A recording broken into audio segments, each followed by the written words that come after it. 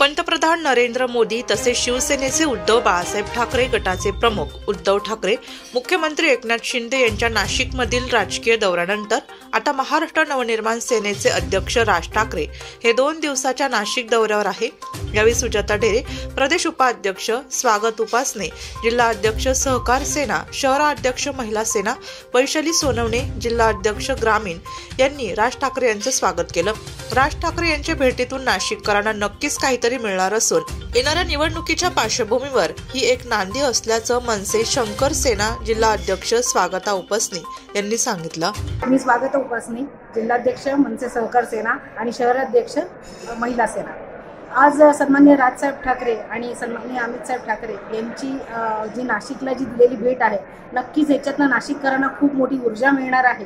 आणि दुसरी गोष्ट की येणारे निवडणुका ज्या आहेत, ज्या लोकसभा विधानसभाच्या ज्या निवडणुका लागणार आहेत, तर त्याच्यासाठी जी नांदी करण्याची जी सुरुवात करण्याची गरज होती ती आज आमच्या राजसाहेबांनी येऊन ती नांदी नक्कीच केलेली आहे। आणि येत्या निवडणुकांमध्ये 100% मनसे आणि महाराष्ट्र नवनिर्माण सेनेचा महानगरपालिकेवरती झेंडा फडकवणार, यात अजिबात काळी मात्र शंका नाही। जय हिंद, जय महाराष्ट्र। मी वैशाली सोनवणे, ग्रामीण जिल्हा अध्यक्ष मनसे।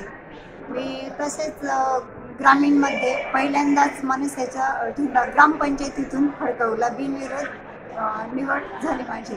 त्याचप्रमाणे सगळ्या ग्रामीणमधल्या महिला अशाच प्रकारे सक्षम होतील। आणि आज जे साहेबांनी इथे मार्गदर्शन केले, निवडणुकांचे संघटन कसं करायचं, बांधणी कशी करायची, आणि थोडक्यात जो कानमंत्र दिला आज साहेबांनी, त्या कानमंत्राचा जर सर्वांनी पाठपुरावा केला तर ह्यावर वेळेस 2024 किंवा 2025 मध्ये मनसेचे नगरसेवक, आमदार, खासदार हे निश्चितच येतील। आज इथे आल्यानंतर थोडीशी परत मनामध्ये एक गाठ बांधली आम्ही सगळ्यांनी, तर येणारे निवडणुका आहेत किंवा येणारे जे 2024-25 मध्ये महाराष्ट्र नवनिर्माण सेना किती मोठ्या प्रमाणात कशी झळकेल किंवा साहेबांची जे मनातली इच्छा आहे ती कशी पूर्ण होईल। माझं नाव कल्पना पवन दराडे, नांदगाव तालुका अध्यक्ष। साहेबांची ते नाशिकला आली होती, साहेबांचं दौऱ्याला, तर साहेब आम्हाला बोलले नांदगाव तालुका अध्यक्षांचे पण काम मला मतदारांपर्यंत पोहोचणं गरजेचं आहे। ते मतदारांपर्यंत पोहोचायचं कसं, त्या संदर्भात सगळ्यांचं मार्गदर्शन आता झालेलं आहे।